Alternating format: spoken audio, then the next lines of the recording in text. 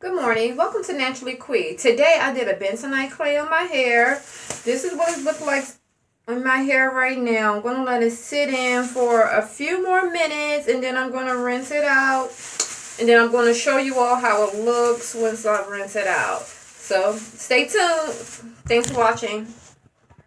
So I just want to show you guys what it looks like before I rinse it out.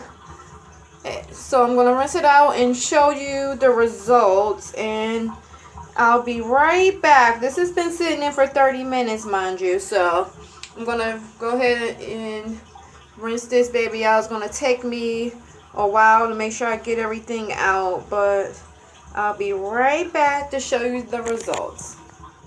Welcome back, guys. I just rinsed the bentonite clay on my hair and my hair feels amazing.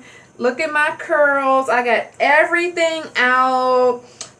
These are just gray hairs in here. Don't worry about that. But I love the way it feels. It's nice and soft and my hair just feels amazing. So next I'm going to do a hot oil treatment. I just used the oil blend that I put together. I mixed some oils together. That's my hair growth oil. So I'm going to do that, and then I'll do a deep conditioner, and that'll be all. Thanks for watching. Bye.